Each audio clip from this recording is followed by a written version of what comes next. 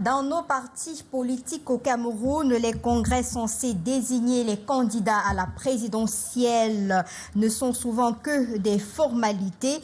Un simple verrouillage du pouvoir entre les mains du leader déjà en place.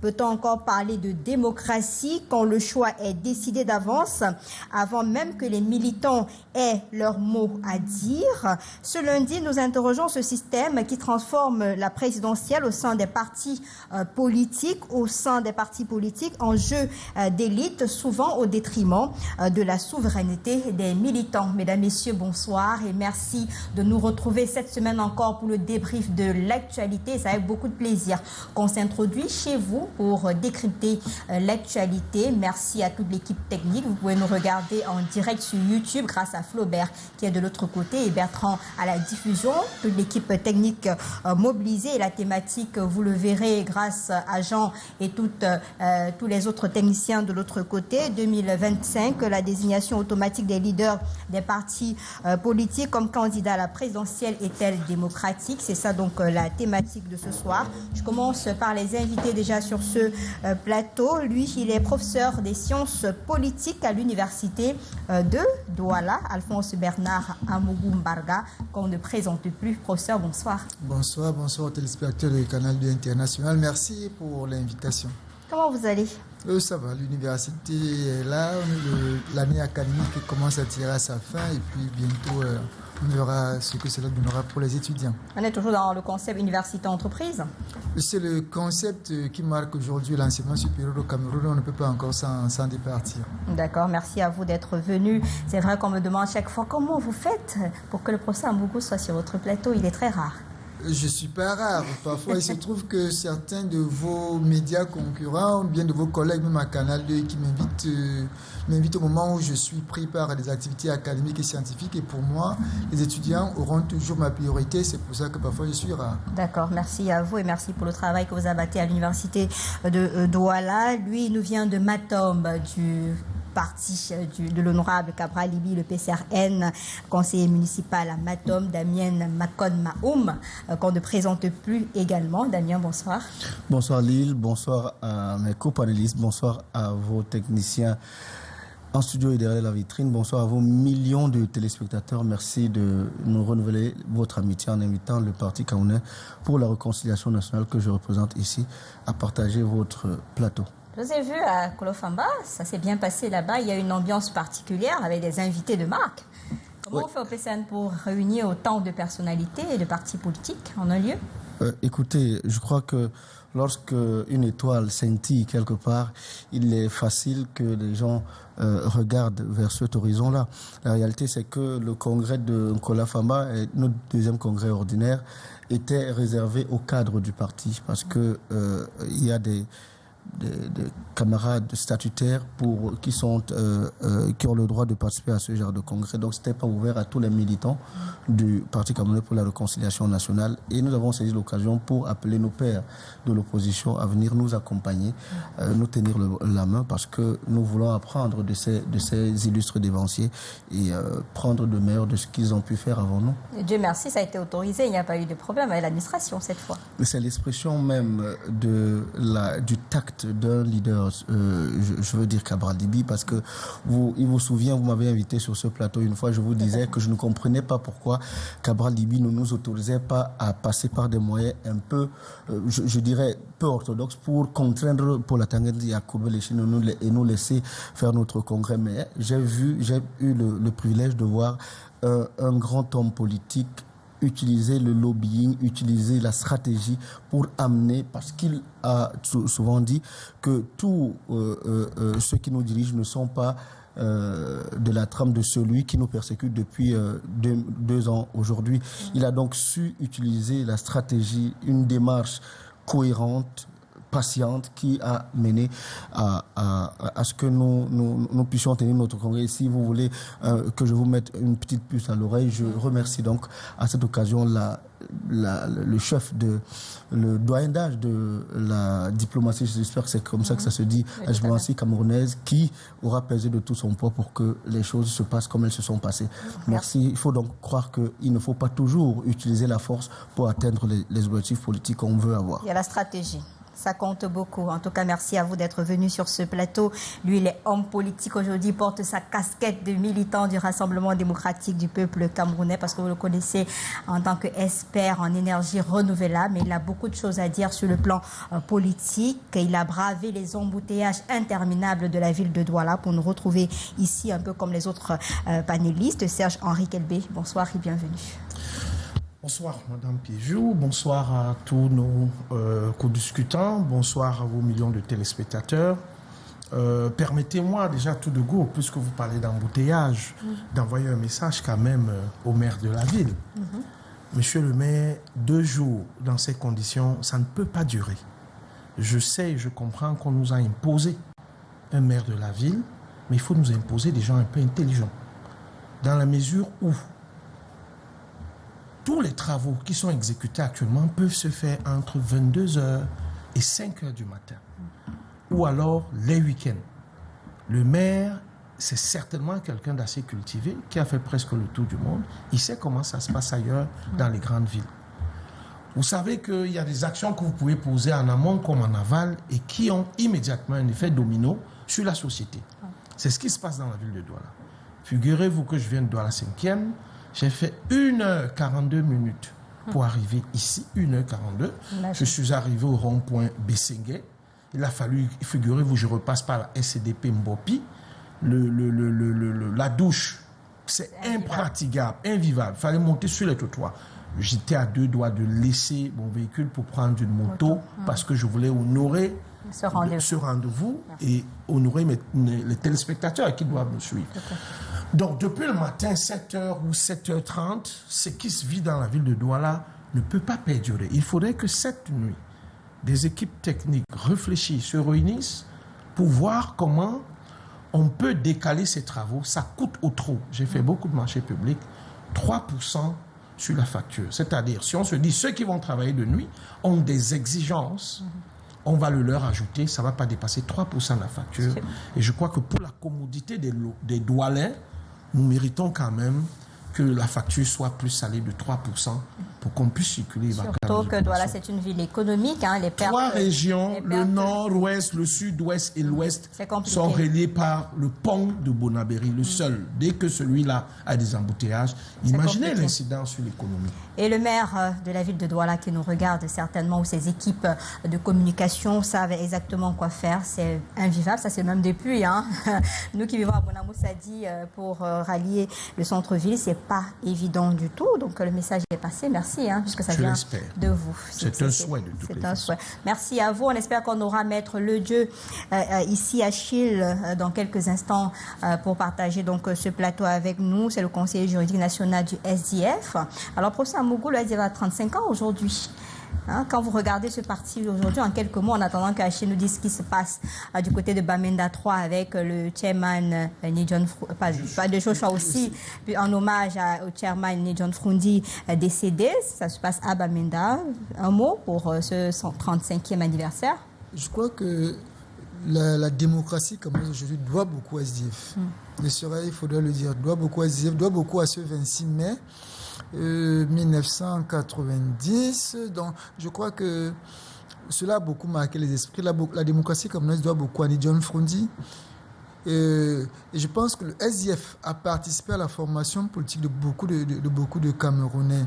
Donc une date comme celle-ci, le SDF mériterait de la célébrer comme cela se doit. C'est un parti politique républicain qui a toujours su, on se souvient très bien également des années 1992, de toutes les tensions, qui n'a pas fait basculer le Cameroun parce qu'il y avait à l'époque, l'homme a parlé des leaders et de leur statut au sein des partis, mais on a eu un leader qui était à la tête d'un parti politique qui n'a pas fait basculer le parti, son parti et la République dans la violence. Donc je crois que le SDF aujourd'hui mériterait qu'on lui accorde toute la place qui est la sienne. C'est vrai qu'avec la guerre dans les zones nord-ouest et du sud-ouest, il a perdu une partie de son bastion. C'est vrai qu'avec l'émergence d'autres formations politiques, il a perdu une certaine frange de son militantisme politique, des transfuges. Je viens encore d'en perdre il y a quelques jours.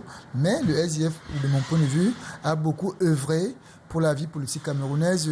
Et ce n'est que méritoire que Et ce n'est que méritoire qu'on rende au SDF toute la place qu'il a dans la vie politique camerounaise. Et l'événement se célèbre depuis ce matin dans la région du Nord-Ouest, Bamenda 3, où les militants et militantes sympathisants sont réunis à la résidence du maire avec pour principal objectif mobiliser les troupes pour la prochaine élection présidentielle et regarder pourquoi pas le chemin parcouru.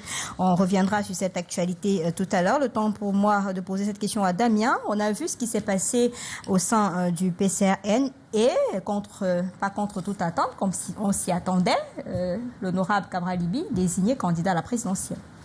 Oui, le camarade président honorable Cabral-Libby a été choisi par le bureau politique national parmi les candidats qui avaient souhaité présider au destiné du Cameroun en passant par le PCRN. Il a été choisi en raison d'un certain nombre de compétences. Je crois que en l'espèce, ce qu'il importe d'indiquer, c'est que cela a été fait dans le strict respect des statuts et règlements intérieurs de notre parti. Il me semble, c'est pas une querelle que j'organise, mais il me semble que le seul parti politique au Cameroun qui a un candidat naturel, c'est le RDPC. Tous les autres partis politiques ont des mécanismes pour amener des camarades, des militants à se présenter à la magistrature suprême. Donc, c'est ce qui a été fait dans le cadre du PCRN. Un jour avant le début de notre congrès, c'est-à-dire le 22, le bureau politique de notre parti s'est réuni après avoir reçu toutes les candidatures et a examiné à l'aune de nos statuts et règlements intérieurs toutes les candidatures, et celle qui a retenu leur attention et qui a été plébiscitée, c'est celle de l'honorable Cabral-Libby. Donc, pour nous autres qui avons souhaité qu'il soit notre candidat, ça ne peut être qu'un moment de joie. Et à côté, c'est candidat naturel. C'est pas un congrès. Non, monsieur, on disait tantôt que c'est pas une querelle, donc je vais non plus m'engouffrer là-dessus pour répondre, mais c'est pas un candidat naturel, c'est un candidat statutaire. C'est ce qui est écrit. Et nous en parlerons tout à l'heure dans l'émission de l'administration dans la vie politique des partis, n'est-ce pas? Là, c'est un candidat statutaire. Et je voudrais dire, pour ma part, que je pense que à l'exécution de ce congrès élitiste que a tenu le PCRN, ça démontre que la politique camerounaise, quand même, a atteint un peu le niveau que le chef de l'État a toujours souhaité. C'est-à-dire, il faut libérer les chevaux. Il faut laisser les gens concourir. Il faut laisser les gens s'exprimer. Et moi, en tant que plus que trentenaire militant dans le RDPC, je suis très heureux de constater que cette rencontre du PCRN, comme celle que célèbre le SDF aujourd'hui, n'ont pas été interdites. Parce que les partis politiques qui concourent, n'est-ce pas, à l'expression du suffrage universel, doivent s'exprimer, doivent entretenir leurs militants, doivent aller à la recherche de d'autres sympathisants ou militants. Donc, il faut animer la vie politique. Et je suis aussi heureux de constater, comme les militants du PCRN, que l'honorable Cabral-Libby a œuvré, n'est-ce pas, de tout son entre-gens pour aboutir n'est-ce pas, à l'exécution de ce congrès qui s'est passé, n'est-ce pas, sans trouble à l'ordre public, parce que c'est toujours ce qu'on brandit, trouble à l'ordre public. Bon, mais là, tout s'est très bien passé. Maître Achille Ledio, bonsoir, joyeux anniversaire. Merci, bonsoir ma chère Lille. Le Happy Birthday, l'an 35 du SDF. Ben voilà, merci. Ça se célèbre partout sur le territoire national. La seule précision que nous voulons apporter ici, c'est que pour ce qui est de Douala 2e, nous avons différé les festivités au 1er juin.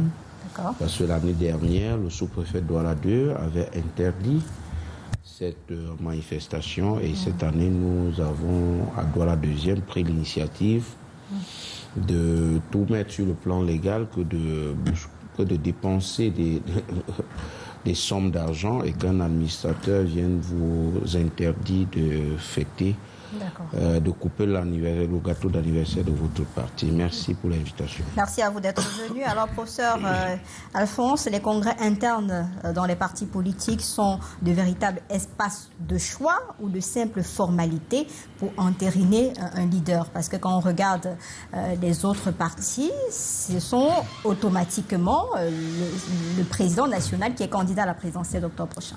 Oui, les autres partis. Donc, il faudrait distinguer. Il y a des partis au Cameroun où c'est le président national. Il n'y a pas que dans le RDPC. Il y a plusieurs partis. Ce que je peux rapidement citer sur le plateau, que les téléspectateurs connaissent le plus, il y a le RDPC, il y a le MRC, qui ont exactement plus ou moins le même titre. C'est l'article 22 du MRC, c'est l'article 22 des statuts du SDF, où c'est le président national qui est le candidat à l'élection présidentielle. Sur ce plateau, nous avons deux autres partis. Du MRC et du RDPC. Ah, ok, d'accord. Sur ce plateau, nous avons deux autres partis, le PCRN et le SDF. Dans leur statut, la procédure est bien différente. La procédure est bien différente et c'est celle que M. Macron rappelait tout à l'heure pour le PCRN. Et pour le SDF, c'est encore bien plus compliqué. Parce qu'en réalité, dans le SDF, peut-être M. Alichidio va le préciser davantage tout à l'heure, le SDF, le président national doit conduire les élections pour la désignation du candidat à l'élection présidentielle. Donc, c'est encore plus complexe au sein du SDF que partout ailleurs. Je ne sais pas trop comment, mais ils arrivent quand même à s'en sortir. Ce qu'il faut signaler, ce n'est pas tant le fait que c'est le président national qui est désigné, mais pourquoi le président national? C'est ça la question de fond. Pourquoi dans certains partis, c'est le président national? Mais là, il faut donc prendre les statuts de tous les partis. Il y a quelque chose dans les statuts de dans tous les partis politiques, sur les 369. Vous allez vous rendre compte d'une réalité, c'est que le président du parti est le personnage le plus important. Il représente le parti dans la vie civile, la politique nationale, internationale. Il peut nommer, il peut suspendre. Il a des pouvoirs. Donc ces pouvoirs font que tous les pouvoirs qui sont entre les mains d'un président de parti en font un personnage important. On ne peut donc pas confier les partis en fonction de sa machine, pas confier le parti au premier venu. Donc, à partir de ce moment, c'est pratiquement quelqu'un qui s'impose comme leader. Founi s'est imposé comme leader SDF depuis 1990. Aujourd'hui, nous sommes en train de célébrer les 35 ans de ce parti. Cabral a réussi à faire exister le PCRN. Il faudrait aussi rappeler que le PCRN existe avant Cabral Libi. Mais là, il a réussi à faire exister le PCRN. Donc, on comprend très bien qu'il en devient le leader. Le RDPC qui est sur ce plateau, on voit bien la machine du parti unique qui a créé le parti et qui a fait que le président de la République est le président national du parti. Donc, ces machines, la plupart des partis fonctionnent ainsi. Donc, le parti, parfois, se confond pour certains ou se résume à la personne du président. C'est donc de manière naturelle. C'est pour ça que, une expression est née, quand on dit le candidat naturel. Donc, de manière naturelle, en fait, c'est de manière statutaire dans les partis politiques que le président devient, pour certains d'entre eux, le candidat à l'élection présidentielle. Maître Achelojo, chez vous, au SDF, ce sont de simples formalités ou est-ce qu'on ne pourrait pas trouver en dehors du chairman quelqu'un d'autre pour être candidat à la présidentielle? Pourquoi automatiquement, entre guillemets, le leader, le président national? Non. Chez nous, le professeur vous a dit, c'est plus complexe chez nous. 35 ans d'existence dans l'opposition politique au Cameroun, c'est avoir beaucoup d'expérience. Lorsque vous prenez les statuts du parti, c'est clair. Le président national du SDF n'est pas le candidat du parti à l'élection présidentielle. Le NEC, qui est le National Executive Committee, le comité exécutif national, convoque lors de ses assises un congrès, à l'issue duquel congrès, le candidat est voté. Je vais prendre deux exemples. En 2018, il y avait deux candidats. Il y avait le candidat, l'honorable Joshua aussi, et le candidat Forbin Tinda aux élections. Et en 2018, c'est le candidat honorable Joshua aussi qui est plébiscité. C'est-à-dire les congressistes ont voté pour lui et c'est comme ça qu'il représentera le parti aux élections d'octobre 2018.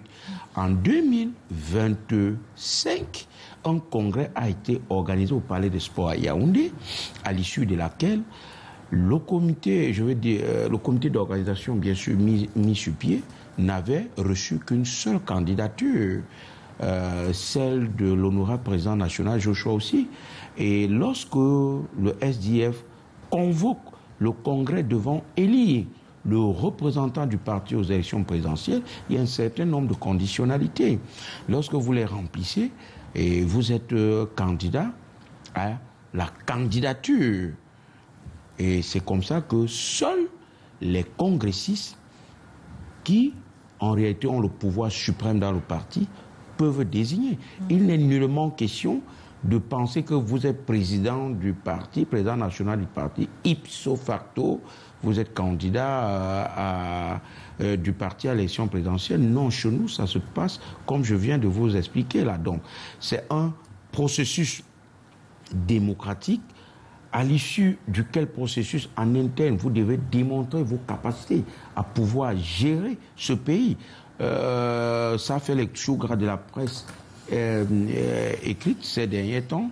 La conditionnalité d'avoir un cautionnement de 50 millions.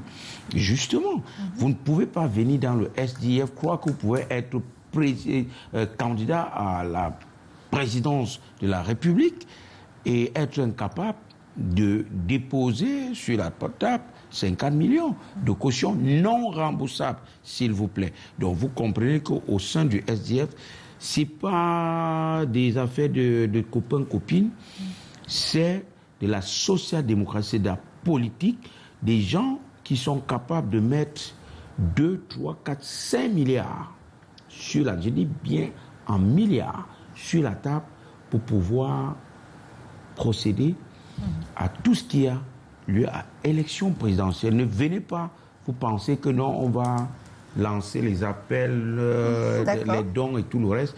Avant qu'on ne lance les quêtes, les contributions des partis, des militants et autres sympathisants, le candidat lui-même doit démontrer qu'il a une assise financière capable.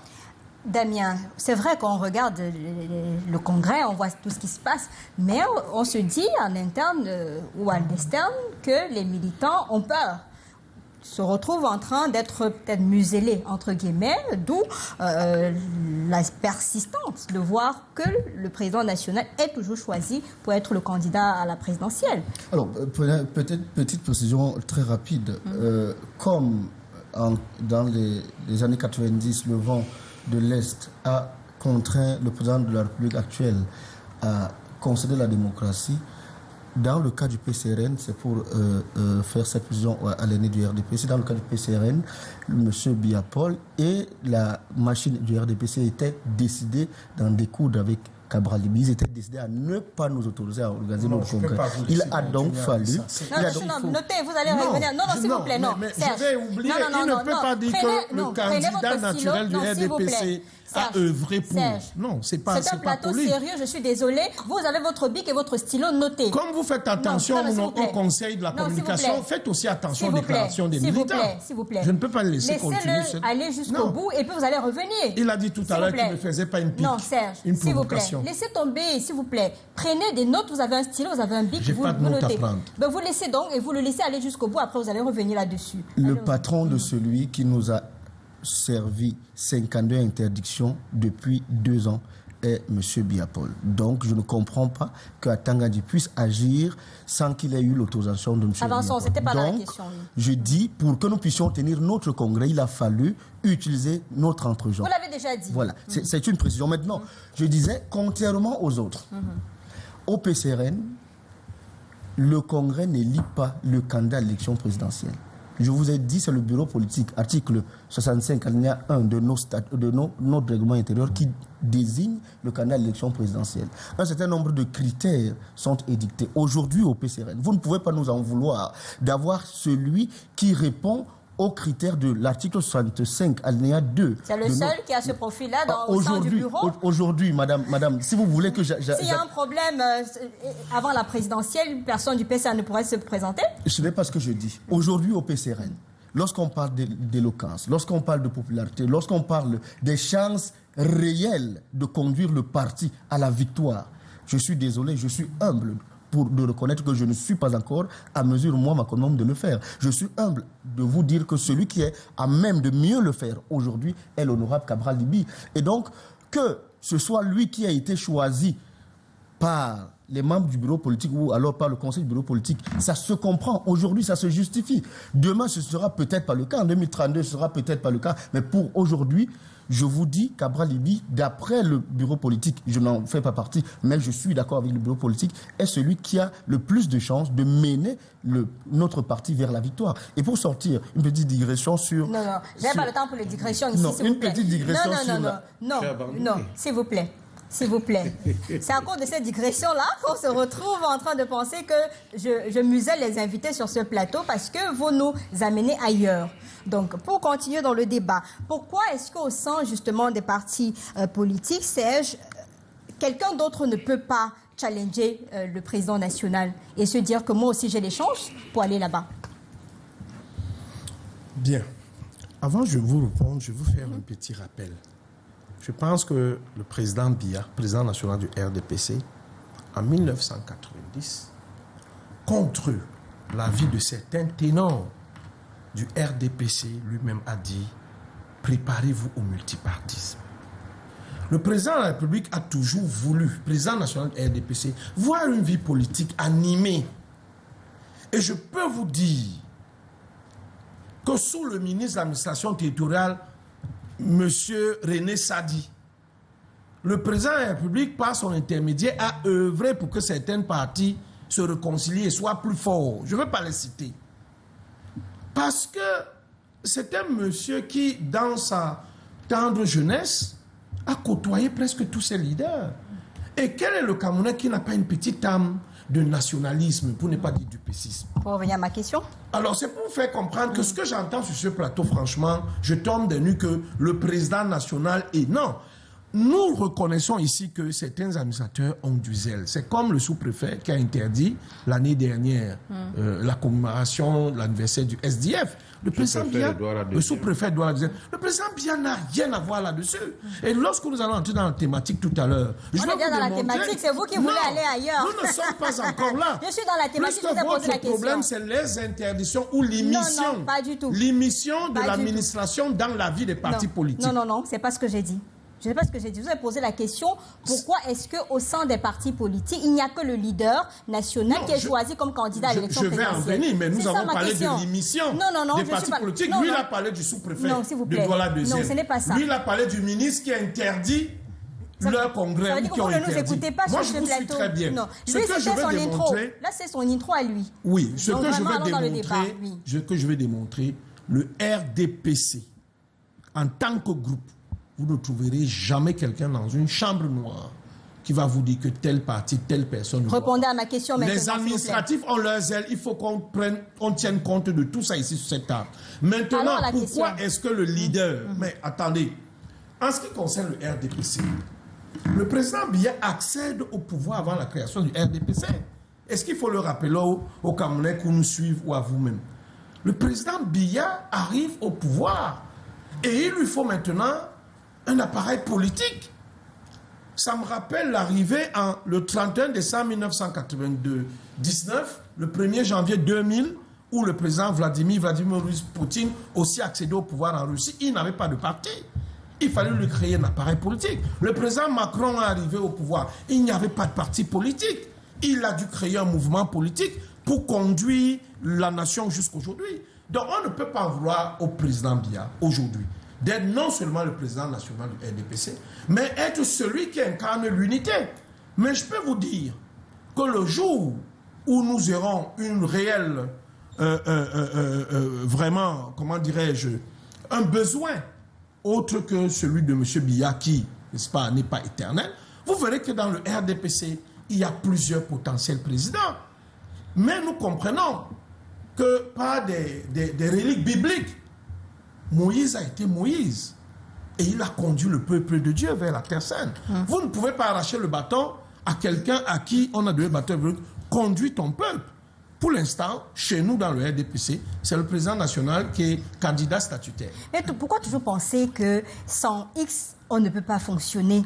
Ça fait qu'à la fin, le parti a du mal même à résister après le décès ou le départ de ses leaders sur qui on a posé toute son énergie ou toutes ses aspirations. Peut-être il faudrait apprendre à ces responsables de partis politiques, des militants, à se dire qu'on fabrique d'autres profils pour permettre à les challenger sur la scène politique.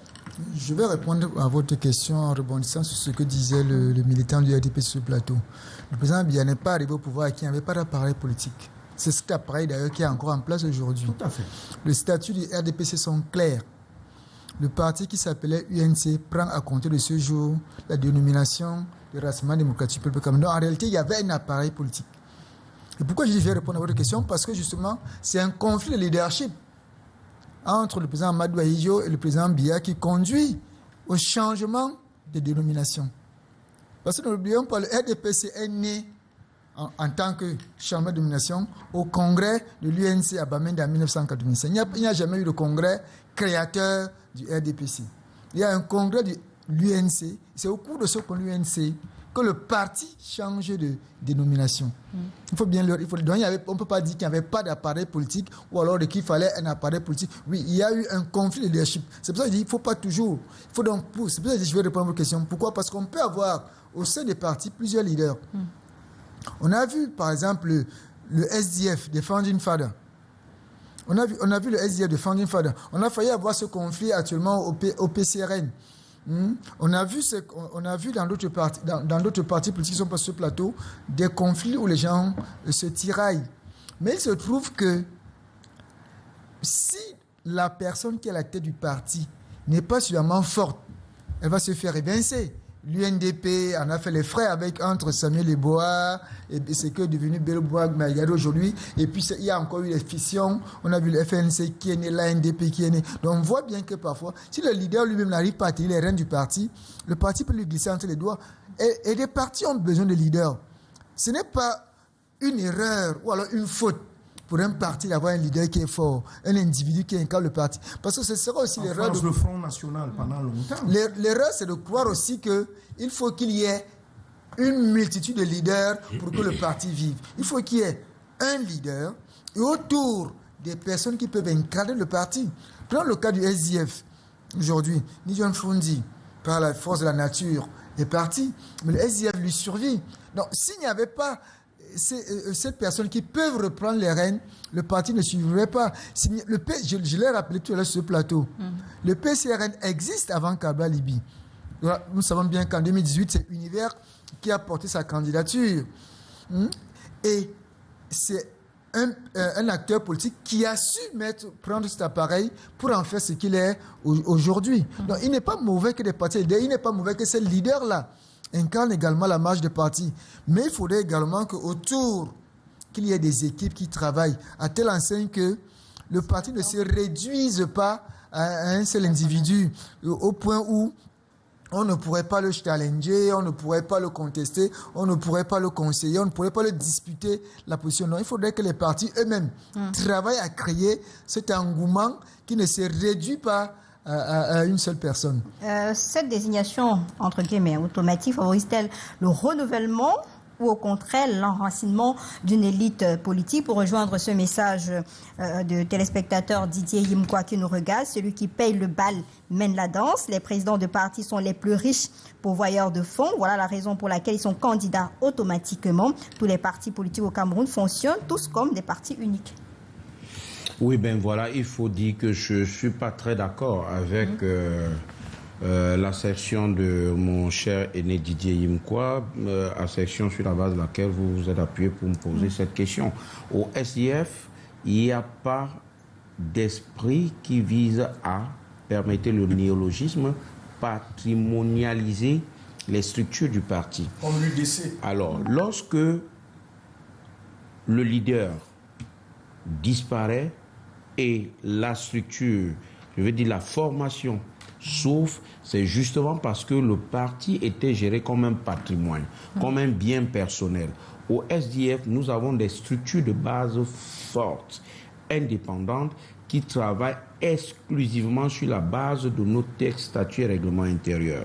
Vous avez vu les nombreux challenges que le chairman John Fundi a eu à affronter avec certaines je veux dire, certaines personnalités, certains cadres du parti qui voulaient être président national également. Vous vous souvenez de l'épisode de Mouna, paix à son âme. Même Célestin Djamène, si vous ne connaissez pas, renseignez-vous. Donc, il y a eu des gens qui ont challengé le président Ni John Fundi, paix à son âme, et que, au final, ils ont compris que Ni John Fundi avec un capital de sympathie encore pour la base, auprès de la base, qui faisait à ce qu'il soit maintenu là-bas. Après son départ, le parti vit.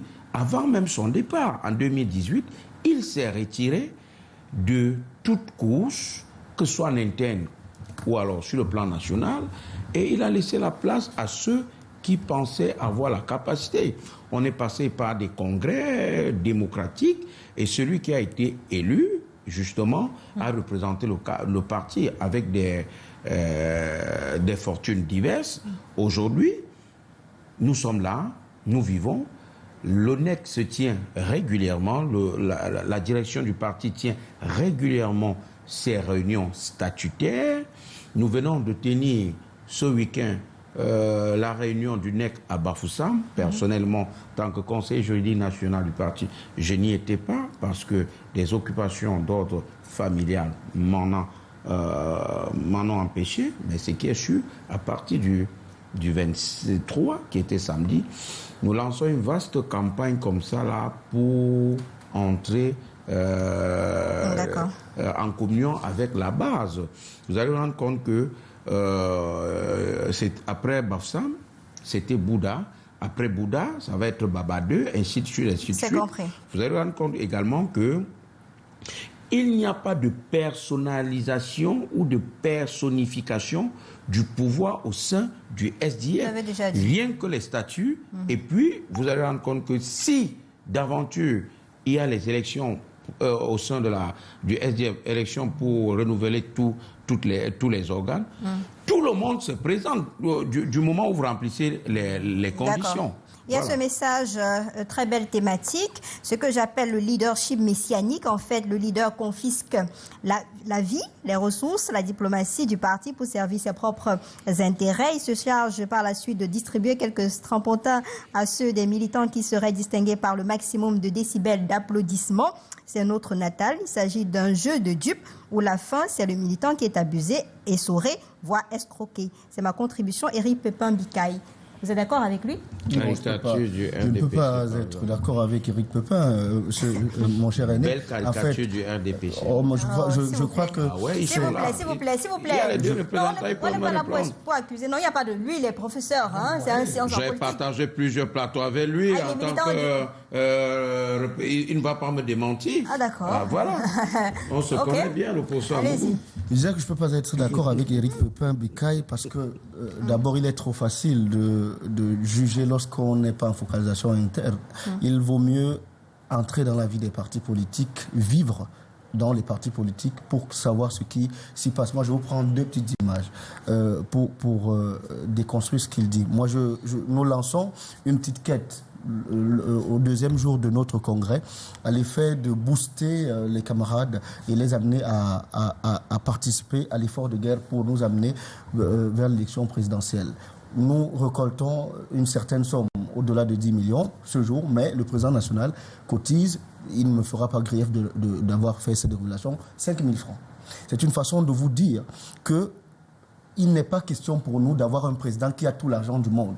D'ailleurs, en 2018, Cabral Libye vous a dit qu'il n'avait pas 30 millions pour se faire la caution à la présidence de la République. Il a donc dû demander les tchang-tchang, comme on dit, au quartier pour pouvoir être candidat, avoir les 30 millions. Et cette année encore, il a demandé, parce que l'idée de Cabral, la logique de Cabral Libye a toujours été simple. Au lieu d'avoir des anciens ministres, des anciens directeurs qui peuvent vous donner 10 millions, 20 millions, 100 millions, vous avez besoin plutôt d'1 million de sympathisants qui vous donnent chacun 1000 francs, 10 000 francs, et vous vous retrouvez au milliard. Donc, il n'est pas question pour nous d'avoir un leader qui a tout l'argent du monde. Nous avons plutôt besoin de gens qui adhèrent au projet et qui peuvent participer. Maintenant, vous parliez de leaders charismatiques. Souvenez-vous, en France, il y a que, par exemple, le Rassemblement national, dont la présidente nationale est traînée en justice. Elle vient d'être condamnée avec une décision assortie d'une application provisoire. Sauf que Jordan Bardella, qui est le coordinateur national, qui est même en pole position pour devenir candidat à l'élection présidentielle, dit toujours que c'est Marine Le Pen qui est notre candidate. Donc il est un moment dans la vie d'un parti politique qu'un homme ou une femme a le leadership nécessaire qui peut conduire à la victoire, qui peut mener à la victoire. Et vous ne pouvez pas empêcher ce parti-là. Vous signez jusqu'à la mort. Oui, on signe parce que c'est lui qui peut nous mener à la victoire. Mais ce n'est pas faire offense à qui peut citer Richard Tamfou, maître Richard Tamfou, qui pourrait aussi faire du bon boulot. Ce n'est pas faire offense à Anne-Fégon Noabiloa, ce n'est pas faire offense au docteur Aristide Bitouga, qui est le président du bureau politique national, ou alors à Mokhtar Mohamedou, qui a conduit des mains de maître le congrès du PCRN. Je vous rappelle que lors de ce congrès, le président national a eu droit à 2 prises de parole, alors que celui qui a tenu de main de maître ce congrès, c'est Mohamed Mokhtar, et qui a donc démontré là un talent qui le prédispose à être un jour candidat à l'élection présidentielle pour le compte du PCRN. Serge Henri, ce message est pour vous. Bonsoir Lille et bonsoir également à votre riche panel. Écoutez, le président national est toujours le candidat à l'élection présidentielle parce que nous avons une drôle d'idée de ce qu'est le chef. Aller à l'encontre du président national serait considéré comme un acte iconoclaste. Bref, on ne challenge pas le chef dans les sociétés mythologiques et ritualistes comme les nôtres. Ça, c'est un message de Vincent Guidjoy. Vous partagez cela? Écoutez, moi, je vous ai pris l'exemple de Moïse tout à l'heure. Et il faut faire quand même un distinguo. Le RDPC, comme tous les partis au pouvoir, n'ont pas le même mode de fonctionnement en ce qui concerne le leadership comme ceux qui n'ont pas encore accédé au pouvoir. Lorsque vous êtes au pouvoir au Cameroun, vous gérez quand même plus de 7 000 milliards. C'est vous qui nommez le gouvernement. Le président de la République, au-delà du pouvoir discrétionnaire, a le décret, il a la force du décret. Donc, vous ne pouvez pas être un ministre nommé par le président de la République, peu importe, je ne sais pas de quel esprit vous êtes animé, vous êtes conscient que vous bénéficiez du décret de quelqu'un que le peuple lui a donné. Je crois qu'il y a un secrétaire général qui s'était essayé à vouloir être candidat à la présidence ou à la candidature et on sait ce qui s'est passé après. Nous, dans le RDPC, je peux vous rassurer que nous avons foi à notre candidat.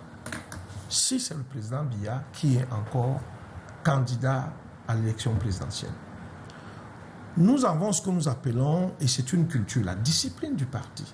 Et je peux rassurer ici, en regardant la caméra, que le RDP survivra, même après Biya. Je prends un parti de plus petite taille, comme l'UDC. Quand le professeur Adamou Damdio est décédé, ça a tangué de gauche à droite, mais ils ont trouvé des stratagèmes. Le RDPC, l'UDC a des élus. Madame Tomaïnou gère. La présidente de la porte-parole de la plateforme. Celui qui était pressenti, bon, s'est senti à l'étroit. Et c'est la question que, ce n'est pas moi qui pose des questions, c'est vous qui posez des questions, mais je voudrais bien savoir, celui qui a challengé l'honorable, je sois aussi, en 2018, est-ce qu'il est encore dans le SDF? Oui. Voilà. Donc, ça prouve que c'est des partis. Forbin Chinda est là. Mais très bien. Même lors du dernier congrès désignant l'honorable président national, je suis comme candidat pour 2025, il était là. Ça répond donc à la question du monsieur qui démontre qu'à un moment donné, on peut remettre sur la table le leadership du leader. Mais lorsqu'on a un parti au pouvoir, que ce soit en France, en Russie, aux États-Unis, vous voyez le comeback de Donald Trump aux États-Unis. Les députés, les sénateurs, les députés, tout le monde lui court après parce qu'il a une capacité de nuisance. Où vous pouvez être un député, il dit, vous, je vais faire ce que vous ne soyez pas élu parce qu'il va mettre de l'argent. Là-bas aussi, il y a des moyens conventionnels et non conventionnels que le parti utilise pour faire émerger une ou deux personnes. D'accord. Quel impact finalement ce système a-t-il sur la motivation et la participation des militants? Parce qu'il y a des militants qui, devant le président national, ne peuvent pas s'exprimer, mais en off, remuent des choses et, que vous le vouliez ou non, il y a un impact psychologique et même dans l'engagement de certains militants. Il appartient à chaque parti de créer les conditions dans lesquelles les militants s'expriment. C'est ça le problème. C'est-à-dire que vous ne pouvez pas réduire le parti uniquement au président. Et si vous voulez que le parti vive, il faut donner l'occasion aux individus qui animent la vie du parti. Parce que le parti ne s'anime pas uniquement par le haut. Le parti s'anime surtout par la base. C'est le militant au quotidien et qui peut attirer l'autre militant au quotidien. Et c'est lui qui fait d'une manière ou d'une autre le lobbying pour faire vivre le parti, dans le marketing des militants. Donc c'est le militant au quotidien qui fait vivre le parti. Donc si vous ne créez pour ce même parti politique des conditions d'expression du militantisme, vous tuez votre parti. Si vous réduisez un parti politique uniquement à la parole sacrée du président, vous tuez le parti parce que vous empêchez au parti de voir d'autres forces émerger. Pour qu'un parti survive, il faut créer les conditions d'émergence d'autres individus et d'autres individualités au sein du parti. Ça ne veut pas dire qu'il n'y a pas une figure. Je dis qu'il est bon qu'il y ait une figure dans laquelle chaque parti se reconnaît. Et maintenant, il faut créer des conditions pour faire émerger un leader, un deuxième niveau de leadership autour du parti. Pourquoi certains partis ont peur? Parce que justement, lorsqu'on ne voit pas des figures exister en dehors de la figure du président national, on commence à se poser les questions. S'il n'est plus là, on fait comment? S'il n'est plus là, on fait comment? C'est ça parfois qui peut amener à avoir des crises. Et c'est pour ça que parfois, lorsque la parole a été longtemps brimée, lorsque ce leader vient à ne plus être là, le parti implose. Chacun se surprend du coup à devenir un petit leader. Et ça va dans tous les sens. Donc, il faut créer les conditions, savoir donner la parole. Je crois, c'est pour ça que tout à l'heure, même si Maître Achille voulait me taquiner, je le comprends très bien. Quand j'ai commencé mon propos, vous m'avez posé sur le SDF. Je vous ai dit, le SDF a fait beaucoup sur le plan politique. On voit bien comment on crée la prise de parole. Si on prend aujourd'hui les partis politiques, je crois le seul parti aujourd'hui qui a une vraie école des cadres du parti, c'est l'UNDP. Mais l'école ne fonctionne pas. On ne sait plus trop pourquoi. Le SDF a tenté une école, le PCN a tenté.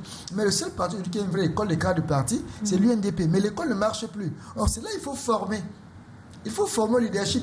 Il y a le manidem. Et la formation, il faut le dire que ce n'est pas des réunions qu'on fait chaque fin de semaine pour donner quelques consignes sur à faire sur les plateaux de télévision. Il y a par exemple le manidem qui a tenté à faire le manidem qui a tenté à créer un cadre de formation. Il faut donner les formations à dire quoi? La formation, c'est quoi? Sur les statuts du parti, sur la vie politique nationale, sur la manière de se comporter. La formation, c'est pas venir dire, bon, toi, tu vas aller parler sur tel plateau ce week-end. Non, c'est pas ça la formation. Non, il faudrait une vraie formation des militants pour que les militants soient imprégnés des idéaux du parti. Parce que beaucoup de partis aujourd'hui, sur le plan idéologique, ont un grand vide. En dehors de la figure de l'individu que l'on voit, on ne voit pas vraiment le socle idéologique du parti. Et parfois, certains militants s'identifient au leader, mais ne maîtrisent même pas l'idéologie du parti. Donc les partis devaient travailler en ce sens-là pour qu'il y ait une vraie formation au militantisme. D'accord. Et alors finalement, on est dans le pluralisme politique, et le pluralisme politique voudrait aussi dire diversité des candidats. Il faudrait qu'on y aille quand même vers ça dans les partis politiques. J'ai un faible lorsque vous posez votre question en utilisant votre tour là, englobant également le SDF qui en réalité fait la part des choses. Donc vous faites des précisions, je pose juste des questions. Prenez toutes les questions que vous avez posées aujourd'hui, vous allez rendre compte que le SDF fait la part des choses. Lorsqu'on parle de pluralité et diversité, effectivement au sein du SDF, nous n'embrigadons pas la parole au niveau de la base. Lorsqu'on fait des réunions, que ce soit de la cellule ou de la circonscription électorale, il y a un moment où on passe la parole à celui qui voudrait bien la prendre pour poser sa préoccupation devant le président de la circonscription électorale qui est le patron de l'arrondissement. Également, lorsqu'on arrive au niveau national, il y a le NEC. Vous êtes en face du président national, Laurent Joshua aussi, ou alors en son temps, l'honorable fondateur Chairman John Foudi, paix à son nom. Lorsqu'on arrive quand on a un point à l'ordre du jour et que vous voulez prendre la parole, on vous la donne. Vous prenez la parole, vous pouvez parler contre la position du chairman. Ça va être coupé. À plusieurs... Oui. Frappé par le 8-2. Non, là-dessus, moi, je vous dis, le 8-2, c'est autre chose. Mais il va sans dire que si vous vous levez pour insulter le président national ou quiconque dans la salle, on ne va pas vous laisser faire la bêtise. Il faut qu'on soit d'accord. Lorsque vous prenez la parole, vous levez, vous posez votre point de vue relativement au problème qui est à l'ordre du jour. Vous êtes libre de le faire, que ce soit en mettant même le chairman en difficulté ou en minorité. On a eu des situations au sein du SDF où le chairman, Guy John Fundi, a été mis en minorité et la décision est passée.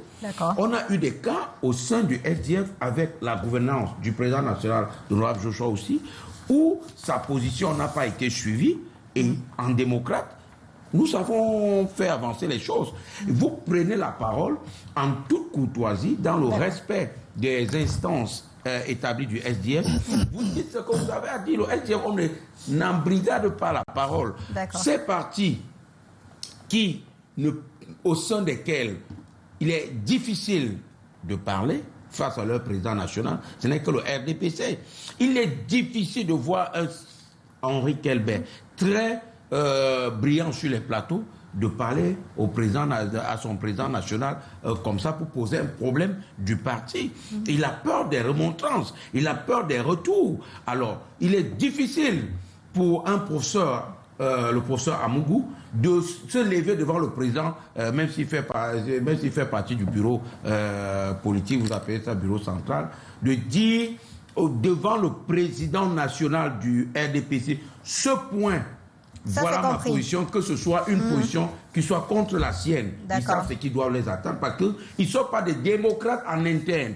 Tout ce que vous avez dit aujourd'hui, je vais chuter par là, le SDF prépare sa mue et nous sommes sur le terrain pour la présidentielle 2025. D'accord, merci à vous. Il nous reste moins de 5 minutes pour sortir d'ici. Comment faire alors qu'on évite le positionnement stratégique du leader et qu'on soit dans la souveraineté plutôt des militants? Je crois qu'il faut faire comme au PCRN. C'est-à-dire que j'ai entendu parler ici de Moïse. Il n'y a pas de Moïse au PCRN. J'ai la circulaire de Madame la Présidente du bureau, de la commission ad hoc du bureau politique national consacrée à l'élection, au choix du candidat du PCRN pour l'élection présidentielle. Je ne peux pas lire, mais je peux quand même vous donner une petite économie. C'est-à-dire que chez nous, il n'y a pas de caution de 50 millions, 100 millions. Tout le monde, tous les militants peuvent participer, peuvent concourir. Première chose, on a essayé de vérifier 4 conditions. La condition de nationalité, la condition de capacité, c'est-à-dire que vous n'avez pas été condamné, la condition d'adhésion au parti et les états de service. Un point, un trait, rien d'autre. Je dis pour ne pas embrigader la parole, pour ne pas empêcher aux gens de faire ce qu'il y a à faire, il faut faire comme au PCRN. Deuxième élément pour vous démontrer que c'est comme nous tenons le bon bout au PCRN. Lors du congrès, entre autres résolutions, il y a eu la résolution du Congrès entérinant la décision du bureau politique d'exclure définitivement l'ex-président fondateur, M. Kona Robert. Lorsque cette motion a été votée, un camarade a levé le doigt pour exprimer son désaccord vis-à-vis de cette décision. On lui a donné la parole, il a parlé pendant 3 ou 4 minutes et au final, on est passé au vote sur plus de 1000 personnes. Il était le seul à être contre et donc cela a été entériné par le Congrès. C'est à vous dire qu'au PCRN, nous sommes entre nous qui voulons voir le pays changer. Nous n'avons donc pas un messie, nous n'avons donc pas un Dieu, nous avons un homme qui peut nous conduire aujourd'hui à la victoire. Nous le plébiscitons, mais demain, on n'est pas sûr de le faire.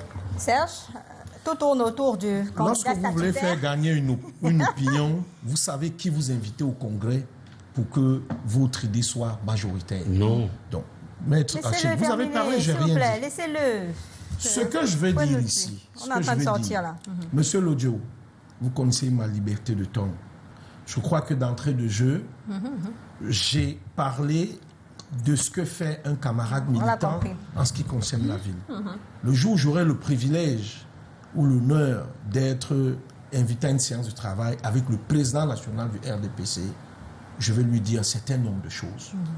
Surtout ceux des candidats ou des camarades qui sont entrés par le toit, qui n'ont pas d'état de service, mais que lui plébiscite.